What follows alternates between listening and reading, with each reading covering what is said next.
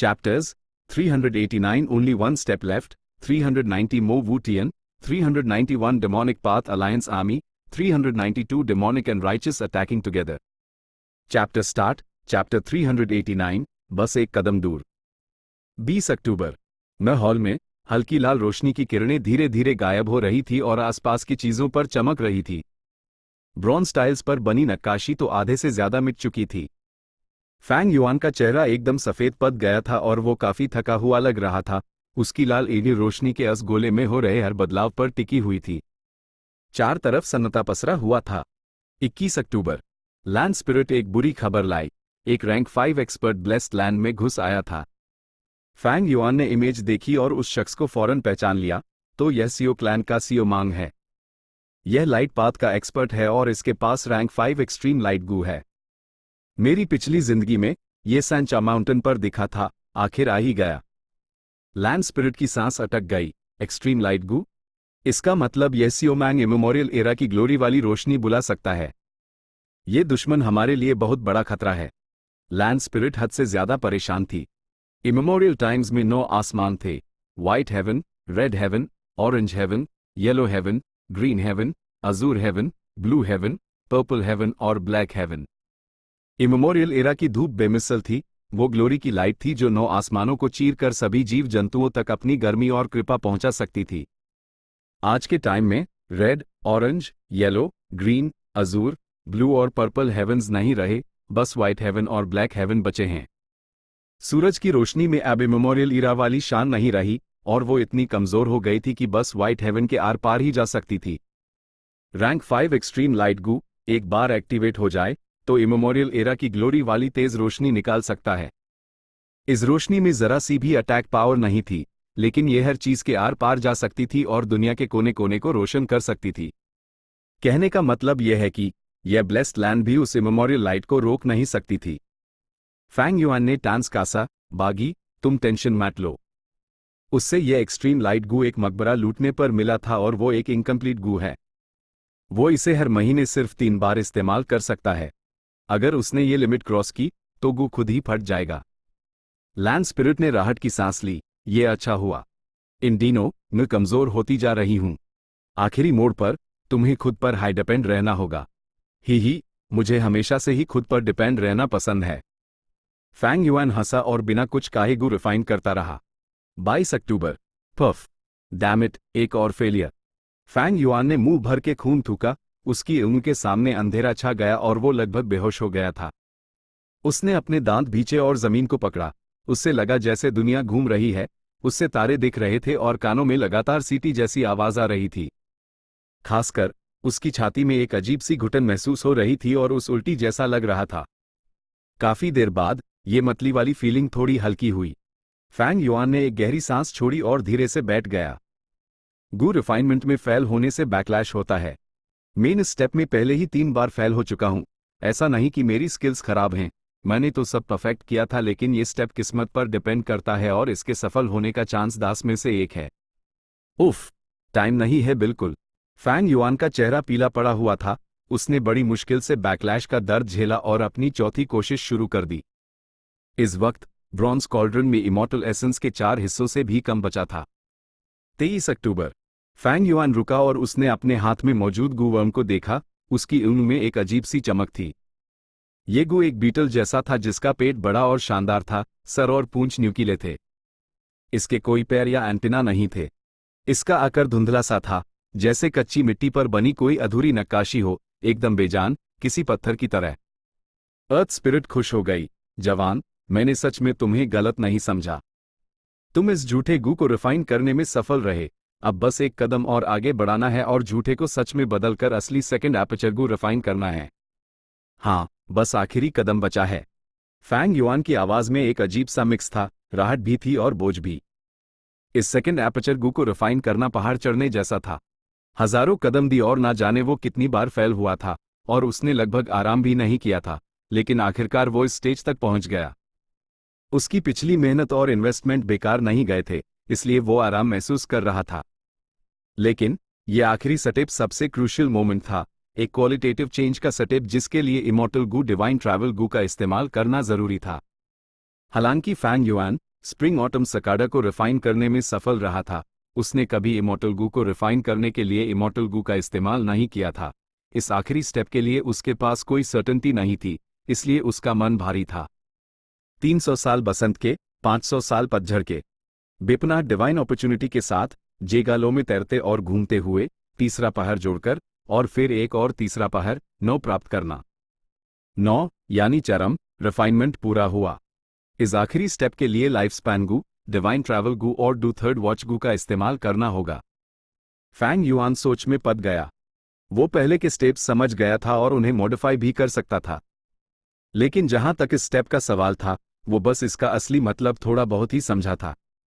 Land spirit, blessed land में क्या बदलाव आए हैं? फैंग युआन ने अचानक पूछा। फौज के 2 जत्था आ चुके हैं जिनमें दर्जनों रैंक 3 गू मास्टर्स हैं, हर एक को एक रैंक 4 गू मास्टर लीड कर रहा है। उनका जोश काफी हाई है। लैंड स्पिरिट ने फैंग युआन को सारे सीन दिखाए। तो ये 6 क्लैन और जुओ क्लैन हैं, TSK, दोनों क्लैन लीडर्स लीड कर रहे हैं और लगता है ज्यादातर एल्डर्स भी आ गए हैं। फैंग युआन ने एक नज़र में उन्हें पहचान लिया। पूरा सैनचा माउंटेन, जुओ क्लैन के लेंगछन माउंटेन और 6 क्लैन के फेइलाई माउंटेन के बीच में था। यह दोनों क्लैन लगातार फैल रहे थे और पिछले कुछ सालों से सैनचा माउंटेन पर कब्जा करने की नीयत से आपस में लड़ रहे थे। लेकिन 3 किंग्स इनहेरिटेंस के अचानक सामने आने से इन दोनों क्लान्स का प्लान पूरी तरह बर्बाद हो गया था। पूरे सदर्न बॉर्डर में 1 लाख मशहूर पहाड़ दी और उनके साथ न गिनत अनजान पहाड़ और पहाड़ियां थी जो जंगली और खतरनाक जानवरों से भरी हुई थी। उनके आसपास का माहौल खतरनाक और पार करना बेहद मुश्किल था। दूसरी फोर्सेस अपने सबसे बेहतरीन लोगों को ही भेजे सकती थी, लेकिन ये दोनों क्लैन्स पास में हाई दी और शुरुआत में उन्होंने खुद को रोक रखा था, लेकिन अब जब उन्हें इनहेरिटेंस में अजीब बदलाव महसूस हुआ तो उन्होंने आखिरकार अपनी ज्यादातर फौज भेजे दी। फैंग युआन के लिए ये बुरी खबर थी। आखिरी मोड़ पर हर कोई ब्लेस्ड लैंड के सेंटर यानी इस मेन हॉल पर हमला करने वाला था। ये 6 क्लैन और जुओ क्लैन की फौजें सब फैंग युआन के दुश्मन थे। उनके अलावा जब वक्त आएगा तो ली जियान, हु मेयर, यी ह्यूओ, कॉन्ग री टियन और दूसरे एक्सपर्ट्स भी होंगे। आखिरी मोड़ पर मुझे पूरा ध्यान गू रिफाइन करने पर लगाना होगा और डिफेंस की जिम्मेदारी लैंड स्पिरिट, बाइनिंग बिंग और फंग टियन पर छोड़नी होगी। ये तो बस बहरी खतरा है। आखिरी स्टेप में मुझे लगातार डू थर्ड वॉच गू का इस्तेमाल करना होगा, जिससे मेरे ऊपर वक्त 9 गुना तेजी से चलने लगेगा। यह स्प्रिंग ऑटम सकाडा के लिए एक बड़ा टॉनिक होगा और उस वक्त उसका प्रेशर बहुत ज्यादा बढ़ जाएगा और मेरे अपचय को खतरे में डाल देगा। यह है अंदर का खतरा। अंदर और बाहर दोनों तरफ से खतरा है, हर जगह खतरा मंडरा रहा है। लेकिन मैं बस दांत पीस कर दाता रह सकता हूं। मेन स्टेज तक पहुंच चुका हूं। छोटी पर कदम रखने से पहले बस एक ही कदम बाकी है। मैं इस पर दाव लगाऊंगा। अगर मैं सच में सफल हो गया तो मेरे पास एक दूसरा अपचर होगा और जब मेन फ्यूचर में रैंक 6 तक कल्टिवेट करूंगा तो मेन फंग जिन हुआन से ज्यादा पीछे नहीं रहूंगा। फैंग युआन के पुनर्जन्म के बाद के प्लान में किंग माओ माउंटेन और शांग क्लैन बस एक प्लेटफॉर्म था, जबकि सेकंड एपर्चर गू एक सीधी थी। लेकिन इन छोटी छोटी चीजों के जमा होने की वजह से ही वो और आगे बढ़ सकता था। आगे ऐसे बहुत से मौके आने वाले थे जिनमें एक खास कल्टीवेशन और ताकत के बिना हिस्सा लेने की उसकी कोई हैसियत नहीं होती। सभी जीवों को सर्वाइवल ऑफ द फिटेस्ट से गुजारना पड़ता है। मैं इन मौकों पर कॉम्प्रोमाइज नहीं कर सकता और मुझे हर सेकंड का पूरा इस्तेमाल करना होगा। तभी मैं अपने फ्यूचर नॉलेज के साथ इंसाफ कर पाऊंगा। फैंग युआन ने एक लंबी सांस ली और आखिरी दिन की तैयारी के लिए आराम करने लगा। 24 अक्टूबर। फैंग युआन गहरी नींद से जागा और धीरे से अपनी एड़ी खोली। कितने दिन हो गए ऐसी आराम की नींद लिए, अब तो बस बड़ी लड़ाई होगी। वो उठा और मैं हॉल में धीरे धीरे टहलने लगा। लैंड स्पिरिट के निर्देश पर वे हॉल के बाहर पहले से ही 2 लोग खड़े थे। मास्टर फंग टियन यू फौरन फैंग युआन के सामने घुटनों पर बैठ गया और एक गू वर्म पेश किया। ये गू दिखने में कुछ खास नहीं था, चूना पत्थर के एक गोल टुकड़े जैसा लग रहा था। ये कोई और नहीं, अनडिफीटेड 100 बैटल्स गू था। मेन मिशन पूरा करने में कामयाब रहा और 100वां राउंड पार करने और किंगशिन इनहेरिटेंस हासिल करने के बाद मेन इन हेरी मेन को अपने साथ ला पाया। उसके बगल में कई 100 हेरी मेन खड़े थे। उनके शरीर घने बालों से भरे हुए थे और वो चुपचाप खड़े थे। गुड। फैंग युआन ने सर हिलाया और हल्के से तारीफ की। वो हैरान नहीं था। इन हेरी मेन में उन लोगों का पीछा करने की आदत थी जो उनसे बेहतर गू रिफाइन करते थे। फंग टियन यू के 100वां राउंड पार करने और इन अनुयायियों को हासिल करने में कोई हैरानी की बात नहीं थी। फैंग युआन फिर बाइनिंग बिंग की तरफ चला गया। बाइनिंग बिंगस बड़े ब्रॉन्ज मेन हॉल को देख रही थी। उसकी ऊँख में एक समझ की हल्की सी चमक थी। लगता है ये ब्लेस्ड लैंड का सेंटर एरिया है। ऐसा कहकर उसने फैंग युआन की तरफ देखा। HMPH, बेहतर होगा तुम अपना वादा याद रखो। फैंग युआन मुस्कुराया, तुम बेफिक्र रहो। उसने बाइनिंग बिंग के पीछे देखा, जहां लगभग 1 लाख कुत्ते द जिनका कोई अंत नहीं दिख रहा था। कुछ एक जगह पर बैठे द, कुछ आपस में खेल रहे थे और कुछ इधर उधर दौड़ रहे थे, शोर मचा रहे थे।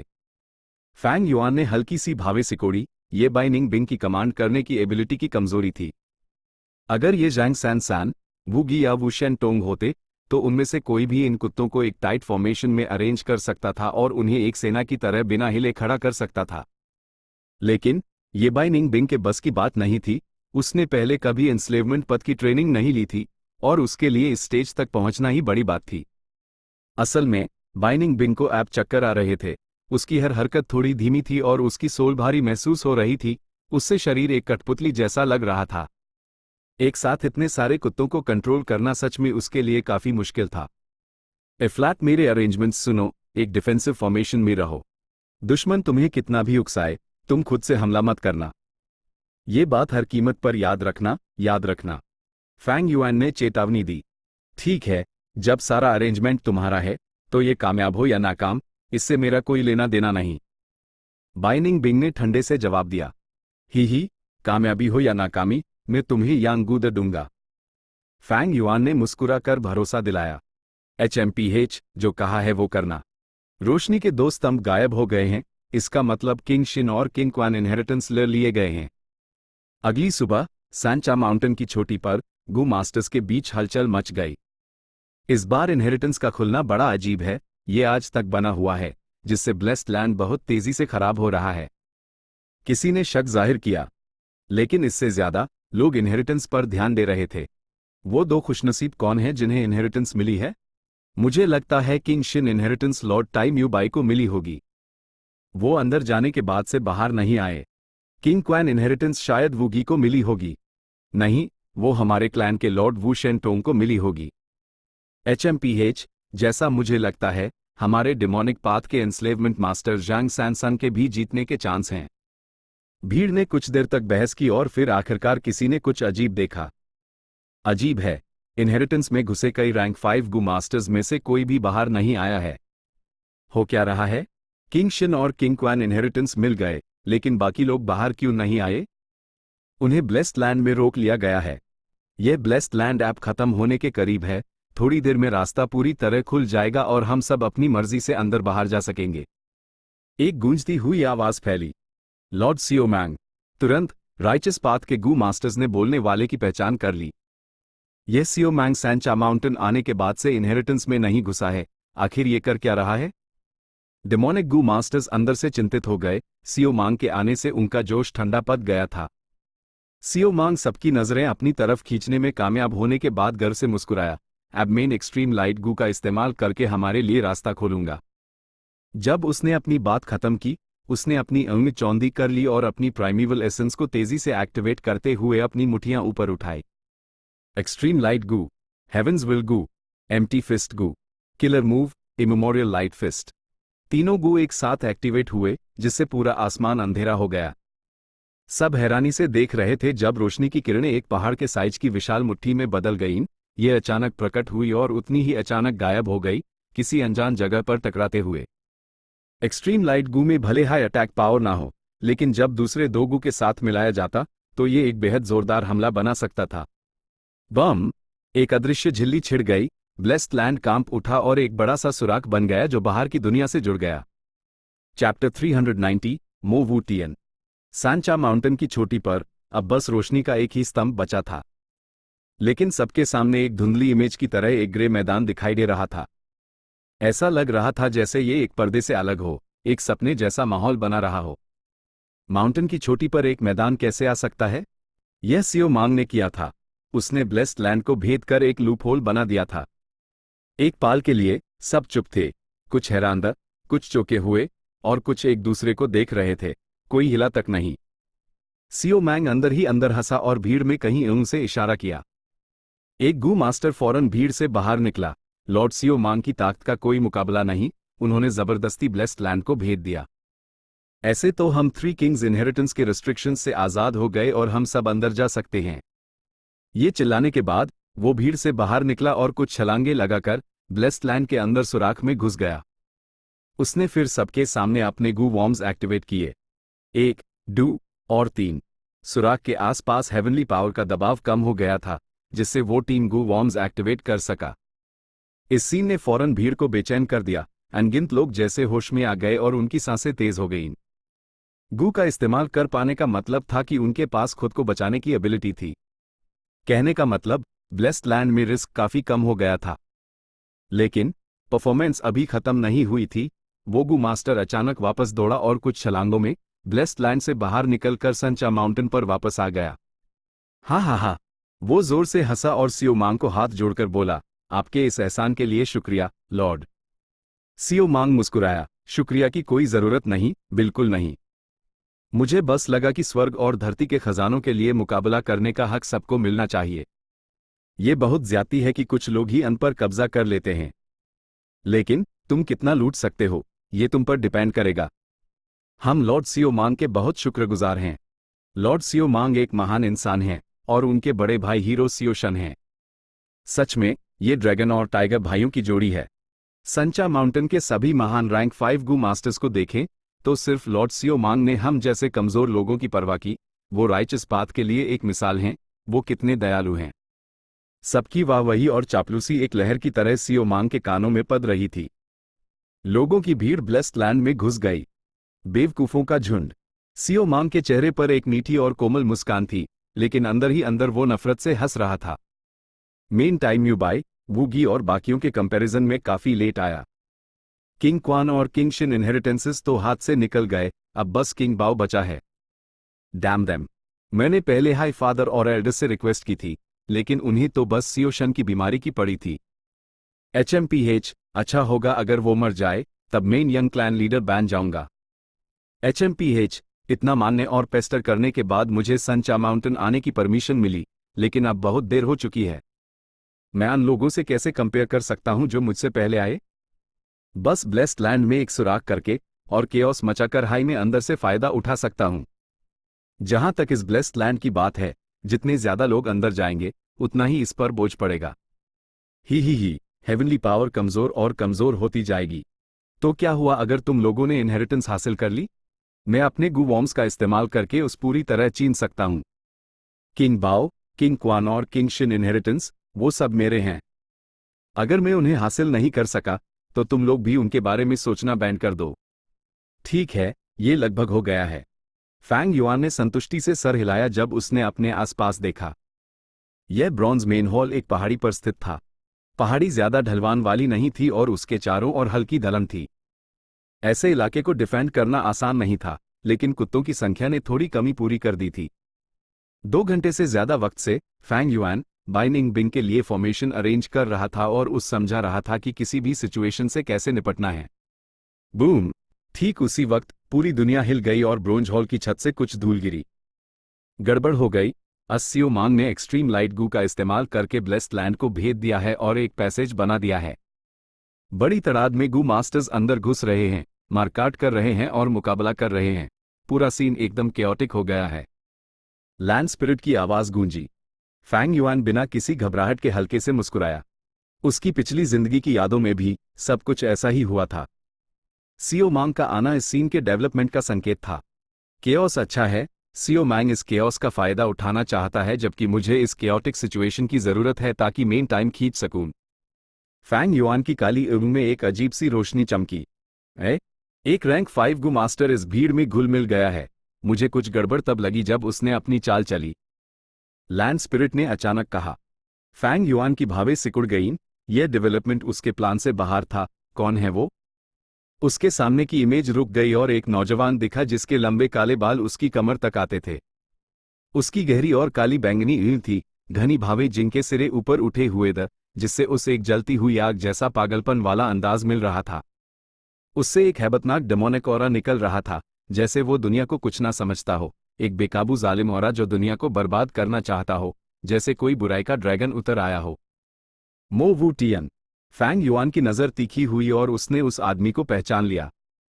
ये आदमी डेमोनिक पाथ का एक जीनियस था जिसे एक पुरानी इनहेरिटेंस मिली थी और वो एक सोल पाथ गू मास्टर था। चाहे उसकी रेपुटेशन हो या पावर, फैंग युआन उसका मुकाबला नहीं कर सकता था। उसकी यादों में यी टियन माउंटेन की लड़ाई में मो वू टियन ने कई रैंक 5 राइचस पाथ गू मास्टर्स के सर काट दिए थे। उसकी रेप्यूटेशन डरावनी थी और उसकी डेमोनिक आग आसमान तक पहुंच रही थी। आखिर में जब डेमोनिक पथ पूरी तरह हार गया था, मो वू टियन घेरा तोड़कर निकल गया था और कोई उस रोक नहीं पाया था। मेरी पिछली जिंदगी में मो वू टियन सांचा माउंटेन नहीं आया था। लगता है मेरे पुनर्जन्म का असर इतनी ताकतवर शख्सियत पर भी पड़ गया है। जब फैंग युआन सोच ही रहा था, इमेज के अंदर मो वू टियन को जैसे एहसास हो गया कि उस पर नजर रखी जा रही है। वो थोड़ा सा मुड़ा और अचानक सीधा फैंग युआन की दिशा में देखने लगा। तो माजरा ये है। वो धीरे से बड़बड़ाया और उसके होठों के कोने पर एक शैतानी मुस्कान आ गई। ये बुरा हुआ, लगता है उसने हमें महसूस कर लिया है और इसी तरफ बढ़ रहा है। लैंड स्पिरिट ने फौरन चेतावनी दी। फैंग युआन की एड़ी एक लकीर में सिमट गई। मो वू टियन यूस पात तीखी दुश्मनी से निशाना लगा रहा था। उसके इरादे क्या थे और उसने क्या पता लगा लिया था? ये केओस बस कुछ देर ही रहेगा और जब टाइम यू बाय और बाकी लोग नहीं दिखेंगे तो शक पैदा होने लगेगा। हमारे पास ज्यादा टाइम नहीं है, हमें फौरन गू रिफाइनमेंट शुरू करना होगा। लैंड स्पिरिट, कोहरा बढ़ा दो। फंग टियन यू, मेरे साथ में हॉल में चलो और गू रिफाइनमेंट में मेरी मदद करो। वक्त की कमी थी।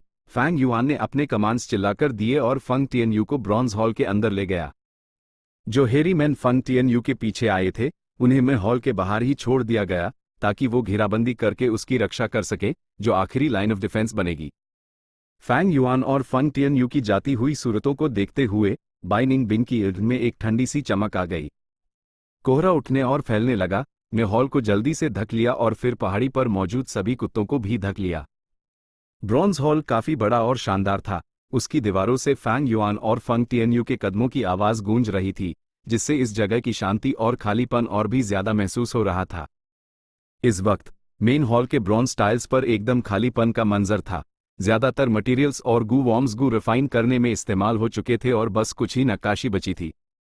फैंग युआन फंग टियन के साथ ब्रॉन्ज कॉल्ड्रन के पास गया और पालथी मारकर बैठ गया।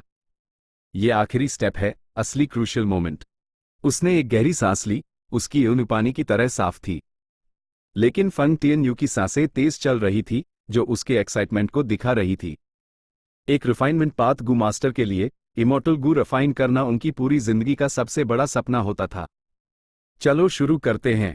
फैंग युआन ने झूठा सेकंड एपर्चर गू निकला और उस सीधा ब्रॉन्ज कॉल्ड्रन में फेंक दिया। ब्रॉन्ज कॉल्ड्रन बिना आग के जलने लगा। उसके नीचे इमॉर्टल एसेंस की पतली परत तेजी से कम होने लगी और जलने लगी। वो जलकर एक नीले धुएं में बदल गई, जो धीरे धीरे उठा और झूठे सेकंड एपर्चर गू को ढक लिया। झूठा गू ब्रॉन्ज कॉल्ड्रन के ऊपर तैरने लगा और इस नीले धुएं से एक चमकदार पीली रोशनी में बदल गया। फैंग युआन और फंग टियन ने अपना पूरा ध्यान नीले धुएं और पीली रोशनी को मिलाने में लगा दिया। ना जाने कितनी देर बाद नीला धुआं घास के दानों में बदल गया, जो हवा में तैरने लगे और उगने लगे। पीली रोशनी फूलों में बदल गई, जो लहराते हुए घास में गिरने लगे। वक्त आ गया है। फैंग युआन ने एक खंजर निकला और अपनी नस काट ली। अपना एसेंस ब्लड बहाने लगा। यह स्टेप बेहद जरूरी था। सिर्फ इस स्टेप से हाई रिफाइन किया गया सेकंड एपर्चर गू फैंग युआन का हो सकता था, वरना यह एक बेमालिक चीज होती जो रिफाइन होते ही उज जाती। भारी मात्रा में एसेंस ब्लड धुएं में मिल गया। नीला धुआं और पीली रोशनी फौरन सरसराहट की आवाज करने लगे और खून के समंदर की लहर जैसे एक लाल बादल में बदल गए। खून उबला और एक गोले में बदल गया, जो हवा में बिना फैले तैरने लगा। बादल लगातार बदल रहा था। खून का समंदर धीरे धीरे शांत हुआ और एक खेत बन गया। खेत से खून की तरह लाल रंग के गेहूं उगने लगे। फैंग युआन ने इस पर एक गहरी सांस छोड़ी और फौरन अपने घाव भरने के लिए एक गू का इस्तेमाल किया। फिर भी उसने बहुत सारा खून खो दिया था और उसका चेहरा पीला पड़ गया था। जंगली घास बेकाबू उगेगी, खून की समंदर जैसी। 300 साल बसंत के, 500 साल पतझड़ के। बेपनाह डिवाइन अपॉर्चुनिटी के साथ जेगालो में तैरते और घूमते हुए तीसरा पहर जोड़कर और फिर एक और तीसरा पहर 9 प्राप्त करना। 9 यानी चरम रिफाइनमेंट पूरा हुआ। वो रेसिपी पहले से ही अंदर तक जानता था, लेकिन अब उसने उसे एक बार फिर याद किया। 300 साल बसंत के, 500 साल पतझड़ के। अब बारी है लाइफ स्पैन गू की। बागी, फैंग युआन चिलिया। लैंड स्पिरिट पहले से ही तैयार थी और फैंग युआन के बुलाने पर फौरन डू लाइफ स्पैन गूलर आई। यह लाइफ स्पैन गू एक बड़ा और एक छोटा था, जैसे जिनसेंग या पेट की जड़ें हों और छूने पर खुरदुरा एहसास देते थे। छोटा वाला 300 साल का लाइफ स्पैन गू था। ये एक नीले सांप जैसा था जो गोल घेरे में बना हुआ था। ये एक गू मास्टर की उम्र बिना किसी साइड इफेक्ट के 300 साल बढ़ा सकता था। बड़ा वाला एक छोटे ड्रैगन जैसा था जो आसमान में उड़ना चाहता हो, अपने पंजे दिखाते हुए। ये उम्र को 500 साल बढ़ा सकता था और उसमें भी कोई साइड इफेक्ट नहीं थे। इन दोनों गू की कीमत साफ जाहिर थी। फंग टियन यू की ईगी इन दोनों गू को देखकर चमक उठी और उसका पूरा शरीर कांप गया। फैंग युआन ने पहले 300 साल वाला लाइफ स्पैन गू अस बादल में फेंक दिया। बादल अस लाइफ स्पैन गू को निगल गया और फौरन उबलते पानी की तरह भड़कने लगा। इस वक्त बादल एक नीले रंग का लंबा सांप बन गया था जो फैंग युआन के कंट्रोल से निकलने की कोशिश कर रहा था। फैंग युआन इसके लिए तैयार नहीं था और लगभग इस नीले सांप पर से अपना कंट्रोल खो बैठा था। जब तक वो रिएक्ट कर पाता, नीले सांप का ज्यादातर हिस्सा निकल चुका था और बस उसकी पूंछ उसके हाथों में बची थी। फैंग युआन ने अपने दांत जोर से भींचे और अपनी एड़ी खोली। वो पूरी तरह लाल हो चुकी थी। उसने अपना पूरा ध्यान और पूरी ताकत इस बादल को कास कर पकड़ने में लगा दी ताकि वो भाग ना सके। अगर बादल भाग गया तो उसकी सारी पिछली मेहनत एक सपना बन जाती। Chapter 391 demonic path alliance army. पाल दिनों की तरह बीत रहे थे। आखिरकार बादल धीरे धीरे हवा में शांत हो गया। फैंग युआन को आखिरकार इतना टाइम मिल ही गया कि वो इस ब्लेस्ड लैंड के असली मालिक को गाली दे सके। इतना जरूरी पॉइंट रेसिपी में बिल्कुल भी मेंशन नहीं किया गया था। ये सब उसकी मेहनत और वक्त पर रिएक्ट करने की वजह से हुआ। साथ में फंग टियन यू की मदद से वो सिचुएशन को शांत और स्टेबल कर पाया, धीरे धीरे अपना कंट्रोल वापस पाया, वरना वो फेल हो जाता। जैसे जैसे वक्त बीता, एक रहस्यमयी ऑरा धीरे धीरे फैलने लगी। बादल ने 300 साल वाले लाइफ स्पैन गू को पूरी तरह डाइजेस्ट कर लिया। शांत होकर वापस खून का खेत लाल गेहूं वाले सीन में बदल गया। लेकिन इस वक्त लाल गेहूं नीले हरे रंग का हो गया था, जैसे बसंत में नई फसल उग रही हो। लगभग भीड़ सी हो गई थी। रेसिपी में इसी को 300 साल बसंत के कहा गया था। अस रहस्यमयी गू इमोर्टल ने शायद सिर्फ रेसिपी बनाई होगी पर खुद कभी ट्राई नहीं किया होगा, वरना वो इसका जिक्र जरूर करता। फैंग युआन ने एक राहत की सांस ली और गहरी सोच में डूब गया। अब मुझे 500 साल वाला लाइफ स्पैन गू इस्तेमाल करना है, लेकिन जल्दी करने की जरूरत नहीं है। उसने अपने माथे से पसीना पोंछा, लैंड स्पिरिट को बुलाते हुए, बागी, मुझे जहरीले लैंड की इमेज दिखाओ। फौरन हवा में धुएं की इमेजेस बन गईं, जिसमें एक तस्वीर दिख रही थी। लॉन्ग किंग टियन की लाश जमीन पर पड़ी थी, जबकि उसके आसपास का आसमान और जमीन गहरे हरे रंग में रंगे हुए थे। ये लॉन्ग किंग टियन का जेड स्काई गू जहर था। यह गू इमेमोरियल इरा से था। इसमें एक मजबूत जहर था जिसे छूने की हिम्मत फैंग युआन भी नहीं करता। इसी वक्त इमेज में डूगू मास्टर्स दिखे। उनकी कल्टिवेशन रैंक 3 थी। ये जगह अजीब है, ये इतनी हरी क्यों है? जल्दी देखो, वो लाश, यह लॉन्ग किंग टियन है। वो इस जगह में घुसे और गलती से लॉन्ग किंग टियन की लाश ढूंढ ली। Long King Tian rank 4 peak stage का है, एक मशहूर डेमोनिक सरदार। वो सच में मारा गया। जल्दी जाकर देखो, उसकी लाश में कुछ अच्छा हो सकता है। दोनों खुशी से लॉन्ग किंग टियन की लाश की तरफ भागे, लालच में अंधे होकर। उन्हें ये एहसास नहीं हुआ कि उनके शरीर इस हरी रोशनी से इन्फेक्ट हो चुके हैं, मौत को दावत दे रहे हैं। फैंग युआन ने टांस कसा और जैसा सोचा था, 10 कदम से भी कम चलने पर उनका जहर ने असर किया और वो दोनों हरी रोशनी में बदलकर गायब हो गए। जेड स्काईगू का जहर बहुत गहरा हो गया है। ये इलाका लगभग खत्म हो चुका है। ये पूरी तरह साथ चुका है। इससे जो लूप होल बनेगा वो सियो मांग के बनाए हुए से भी बड़ा होगा। वक्त कीमती था, हर सेकंड जरूरी था, लेकिन फैंग युआन अपनी जगह से नहीं हिला, चाहे उस कितनी भी बेचैनी हो रही हो।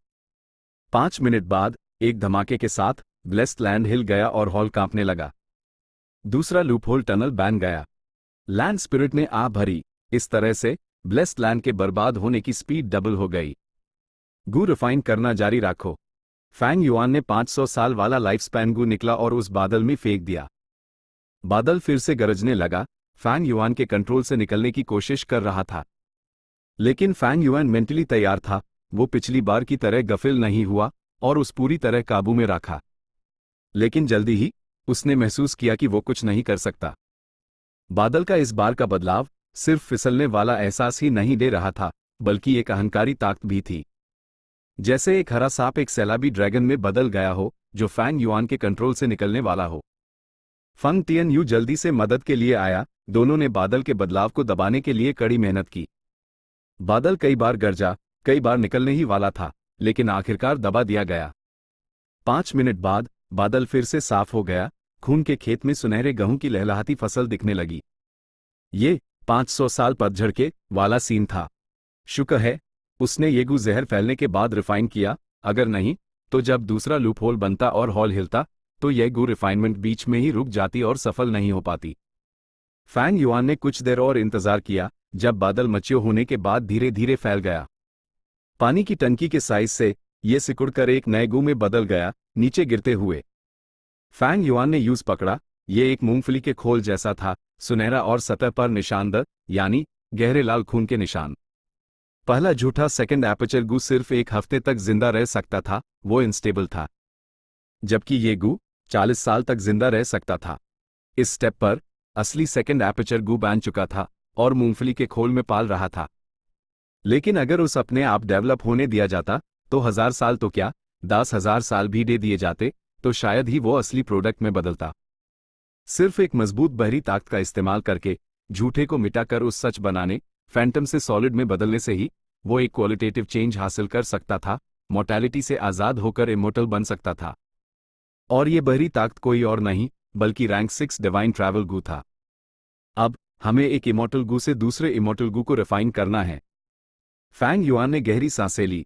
अपने अंदर के फ्लो को रेगुलेट करते हुए उसने इस पूरे रिफाइनमेंट प्रोसेस का सबसे जरूरी स्टेप शुरू किया। इसी वक्त बाहर की दुनिया में पहाड़ पर मारकाट की आवाजें गूंज रही थी। ये कुत्ता मेरा है। जब तक तुम अपने गू वॉर्म्स दे देते हो मैं तुम्हारी जान बख्श दूंगा। इन सारे एग्मे को मार डालो। ये अजीब इंसान एक स्पिरिट स्प्रिंग पर कब्जा किए हुए हैं। रिसोर्सेस की क्या बर्बादी है। हर तरह की लूटपाट और छीन झपट हो रही थी। गू मास्टर्स की एक लाल हो चुकी थी। मरने वालों की संख्या बहुत बढ़ गई थी। अजीब है, इतने टाइम से हमने लॉर्ड टाइम युबाई को क्यों नहीं देखा। हमारे वू क्लैन का वू शेनटोंग कहाँ गया। टाई क्लैन और वू क्लैन के गू मास्टर्स को कुछ गड़बड़ लगी। ढूंढो, जल्दी जाकर ढूंढो। हेवनली पावर का रेस्ट्रिक्शन ऐप बहुत कम है। हम अपने ज्यादातर गू वॉर्म्स इस्तेमाल कर सकते हैं। सिचुएशन ऐप गड़बड़ है। हर तरफ मार काट हो रही है। खून की नदियां बह रही हैं। हमें सिचुएशन को कंट्रोल करने के लिए अपने क्लैन के एक्सपर्ट्स को ढूंढना होगा। क्या कोई जगह बच गई है जहां ढूंढा ना गया हो। इस ब्लेस्ड लैंड का सबसे गहरा हिस्सा, वहां घना कोहरा है। जैसे ही इन लोगों ने अपनी नजर ब्रॉन्ज हॉल पर डाली, मो वू टियन अकेले कोहरे के किनारे तक चलकर आ गया था। यहां एक इमोर्टल गू का ऑरा है। उसकी बैंगनी ईड़ गहरी और रहस्यमयी थी, जिनके अंदर अहंकार और जंगलीपन छिपा हुआ था। बैंगनी ईड़ का इस्तेमाल करते हुए कोहरा कभी कभी छत जाता था और मो वू टियन की नजर में नगिनत कुत्ते दिखाई देते। उसने भावें सिकोड़ी। यहां मजबूत डिफेंस था। सिर्फ वो अकेला इस डिफेंसिव लाइन को नहीं तोड़ सकता था। यूज बाहर से मदद चाहिए थी। उसकी भावें आराम से हो गईं जब मो वू टियन मुड़ा। वो बिजली की तरह हिला, आसमान को चीरता हुआ। 100 मील चलकर वो हू मेरा के सामने उतरा। हू मेरा पहले तो डर से सफेद पैट गई। मो वू टियन को पहचानने के बाद वो मुस्कुराई। यंग मास्टर वू टियन, तुम भी आ गए। इस 3 किंग्स इनहेरिटेंस में गोश्त कम और भेड़िए ज्यादा हैं, तुम्हें निराशा हो सकती है। ए, तुम रैंक 5 पर एडवांस हो गए हो। हू मेरे ने इस आदमी को देखा, अपनी हैरानी छुपा नहीं पा रही थी। उसने थूक निगला। इस झटके को कम करने की कोशिश करते हुए उसने जबरदस्ती मुस्कुराया। ये तो बहुत अच्छा है, तुम्हारे पास रैंक 5 की स्ट्रेंथ है। तुम्हारे पास इस सिचुएशन से बड़ा इनाम जीतने की एबिलिटी है। इन्हें रेगमे की संख्या बहुत ज्यादा है। उन्होंने स्ट्रक्चर्स और किले बनाए हैं, मैं तोड़ नहीं पा रही हूं। अंदर एक ग्रीन एग एम्प्रेस है, अगर हम उस पकड़ लें तो हमारे पास अनंत दौलत होगी। ही। मो वू टियन ने किले को देखते हुए हल्के से हंसा। टैब, किंग बाओ वांग बादान के पास 8 एग एम्प्रेस थी और उसने बहुत सारे एग में पैदा किए। किंग शिन वांग सियोया के इनहेरिटेंस में डाइवर्ज इन्फॉर्मेशन गू और अनडिफीटेड 100 बैटल्स गू हैं। किंग क्वान वांग अर्गो के पास डू डॉग एम्प्रेस द यिंग मिंग और बाहु वांग। यह 3 किंग्स इनहेरिटेंस का सार है, लेकिन इनमें से किसी चीज में मेरा इंटरेस्ट नहीं है। हू मेरे की मुस्कान जम गई। सोचा ना था कि यंग मास्टर वू टियन को 3 किंग्स इनहेरिटेंस के बारे में इतनी साफ साफ पता है। जब तुम्हें इसमें कोई इंटरेस्ट नहीं है तो तुम मुझे इसे लेने क्यों नहीं देते। एक औरत से यही उम्मीद थी, तुम्हारी सोच बहुत छोटी है। मो वू टियन ज़ो से हंसा, हूँ मेरे की एग में घूरते हुए। मैं तुम्हें बताता हूँ, इस ब्लेस्ड लैंड की लैंड स्पिरिट जिंदा है, सबसे गहरी जगह पर एक मारे हुए गु इमोर्टल का खजाना इंतजार कर रहा है। क्या? हूँ मैं हैरान रह गई। लेकिन वहां घना कोहरा है और 1 लाख से ज्यादा कुत्ते उसकी हिफाजत कर रहे हैं। सेंट्रल कंट्रोल हॉल तक जाने के लिए सिर्फ हम दोनों काफी नहीं हैं। मो वू टियन गहरी हंसी हंसा। हूँ मेरा एक समझदार औरत थी, वो फौरन मो वू टियन के इरादे समझ गई। उसकी ऊँग चमक उठी जब वो तीखी हंसी हंसी, ही, लोगों को भारती करना कौन सा मुश्किल है। हूँ मेरा एक फौरन फैसला लेने वाली शख्सियत थी, उसने ग्रीन एग एम्प्रेस को छोड़ दिया, मो वू टियन के साथ अकेले डेमोनिक गू मास्टर्स को भारती करने लगी। उसके नेटवर्क और मो वू टियन की कल्टीवेशन और रेपुटेशन के साथ जल्द हाई डेमोनिक गू मास्टर्स का एक बड़ा ग्रुप इकट्ठा हो गया। गू इमोर्टल के खजाने की डिटेल्स जोड़कर डेमोनिक मर्चेंट ली जियान, फायरी स्टार बाओटोंग, रॉक लिजर्ड ली कियांग और दूसरे सब इकट्ठा हो गए।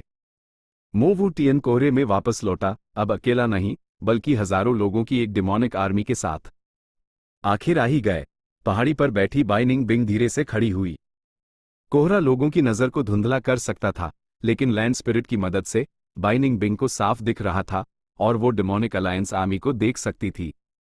मो वू टियन ने कुछ देर तक ऑब्जर्व किया, फिर बोला, ली कियांग, 300 लोगों को लेकर सीधा हमला करो। कुछ दर्जन कदमों के बाद तुम्हें स्टील आर्मर डॉग्स का सामना करना पड़ेगा। लड़ते लड़ते पीछे हटो, बाईं तरफ जाओ और क्रिसैंथेमम अकीटर डॉग्स से भिड़ो। उन्हें हराओ और तुम साउथ ईस्ट दिशा की तरफ बढ़ोगे। हूँ मेरा 500 लोग लेकर बाईं तरफ जाओ।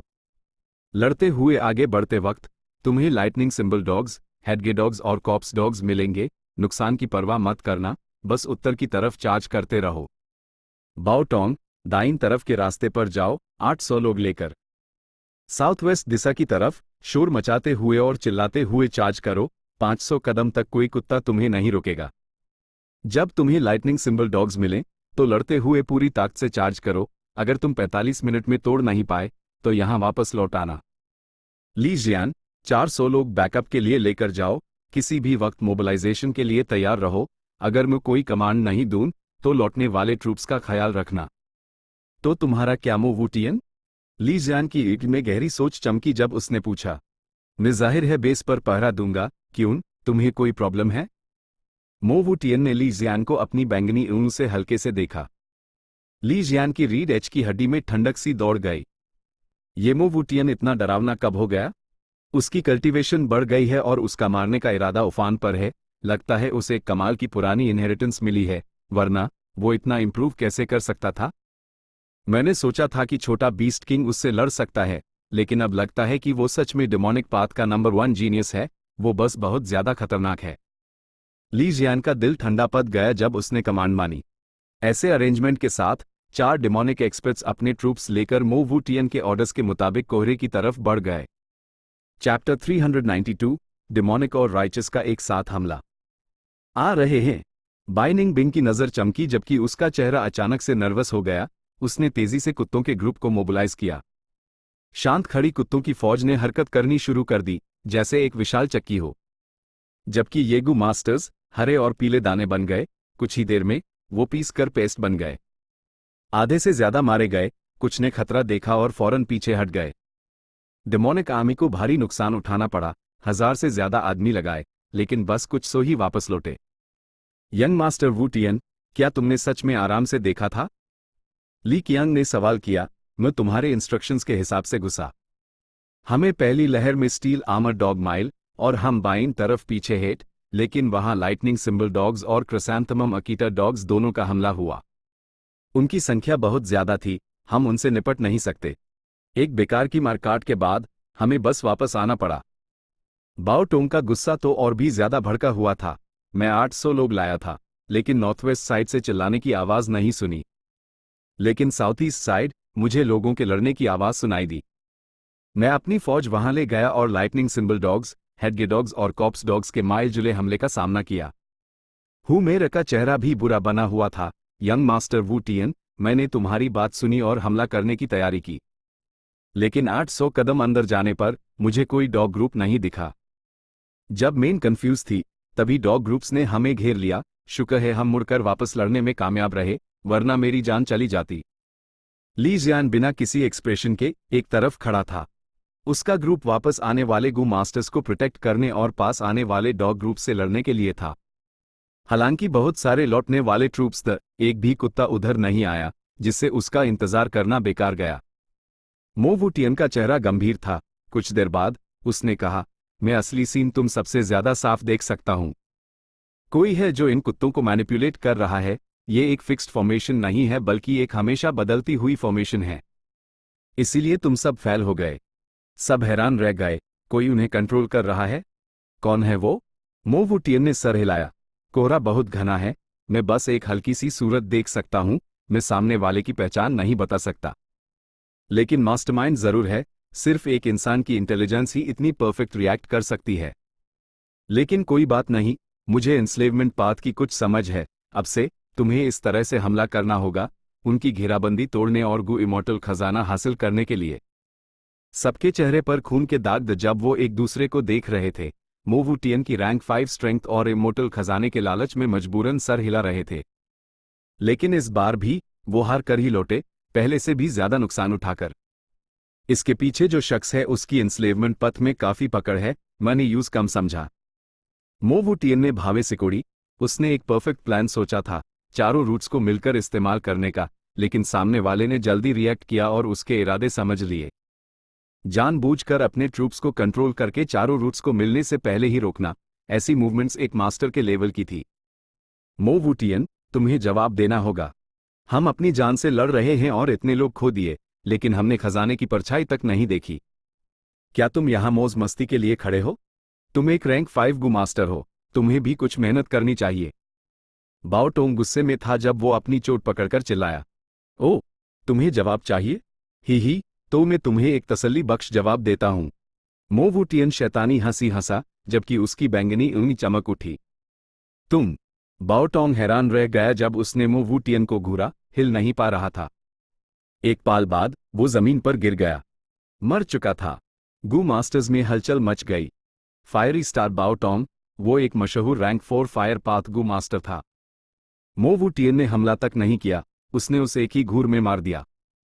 तुम्हें जवाब चाहिए था, मैंने तुम्हें जवाब दे दिया। क्या तुम सेटिस्फाइड हो? अगर तुम खुश नहीं हो तो मुझे बता सकते हो। मो वुटियन ने उसकी लाश को देखते हुए जवाब का इंतजार किया।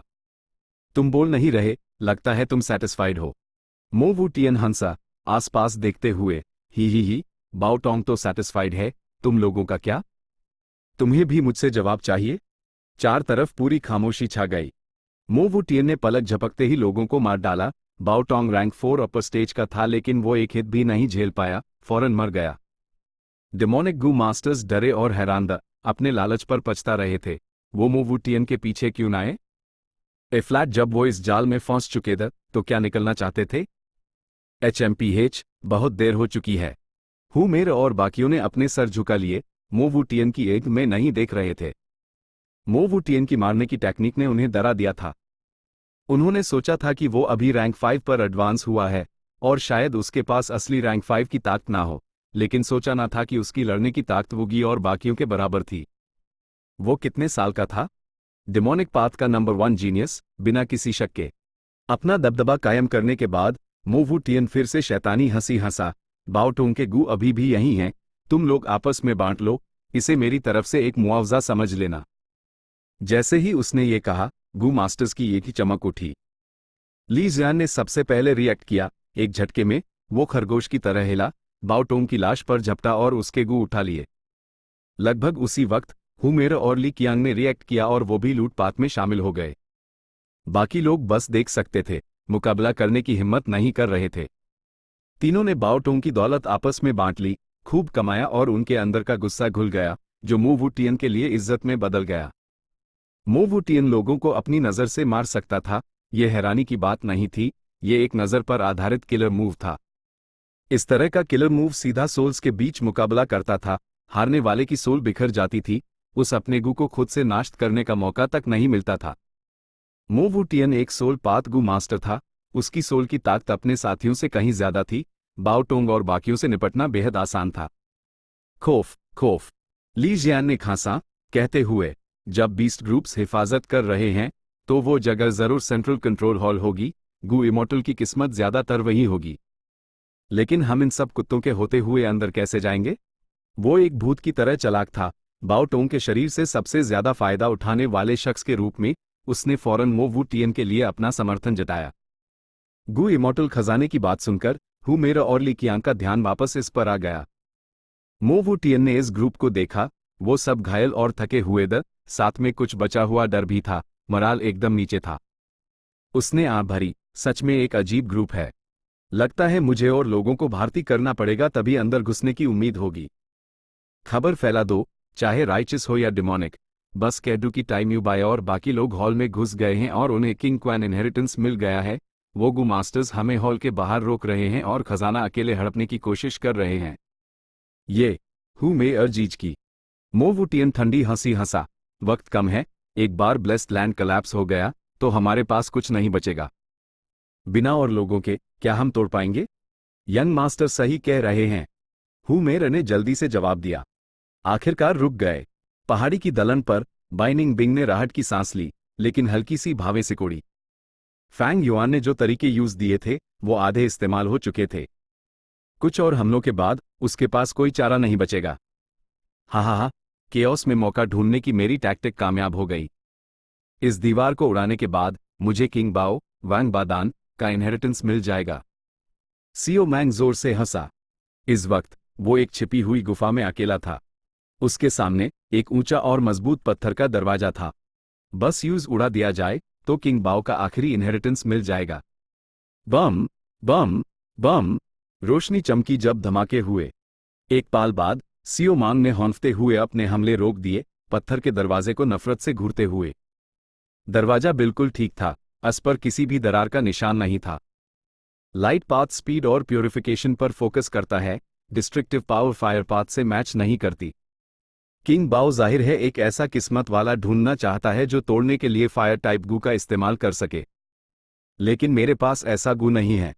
सियो मांग ने अपने दांत पीसे, गुस्से में। इसी वक्त एक गू मास्टर रिपोर्ट करने आया। बाहर जाओ, तुम्हें अंदर किसने आने दिया?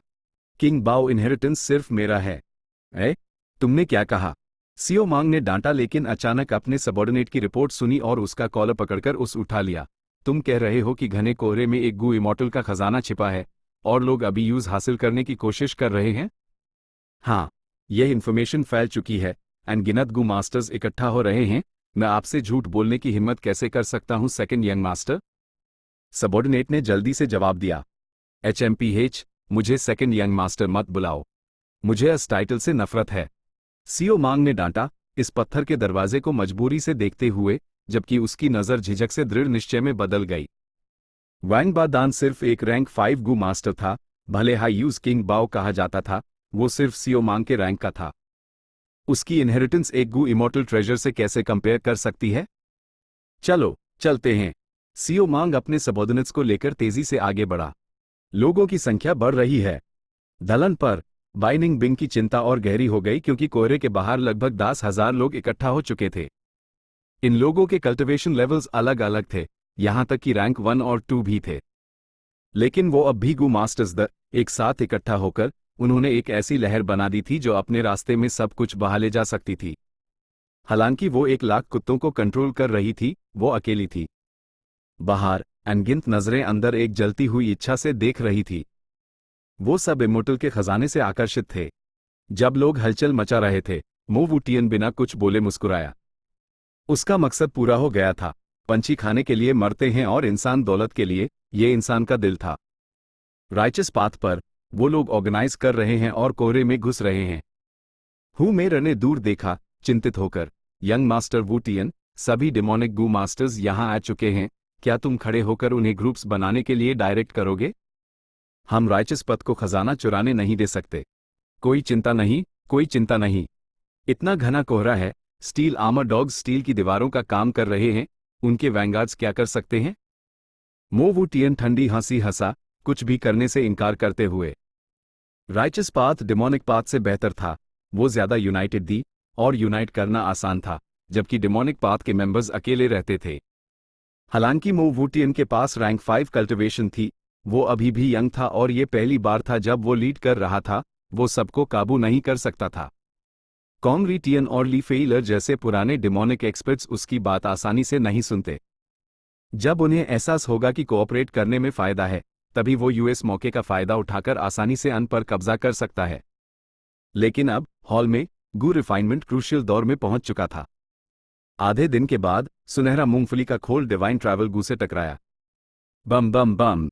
फैंग युआन और फंग टियन यू की ईर्न के सामने अंधेरा छा गया जब उनके कानों में बिजली कड़की। डिवाइन अपॉर्चुनिटी बेपना है, जमीनों के पार सफर करो। एक्टिवेटी। फैंग युआन चिल्लाया, अपनी सारी एनर्जी डिवाइन ट्रैवल गू को एक्टिवेट करने में लगा दी। डिवाइन ट्रैवल गू एक इमॉर्टल गू था, वो एक मामूली इंसान उस इतनी आसानी से कैसे एक्टिवेट कर सकता था? लेकिन शुक्र है, लैंड स्पिरिट ने चुपके से उसकी मदद की। जैसे है इमॉर्टल एसेंस बाहर निकला, डिवाइन ट्रैवल गू रोशनी के कानों में बदलकर यूएस सुनहरे मूंगफली के खोल में समा गया। क्वालिटेटिव चेंज शुरू हो चुका था। Chapter and.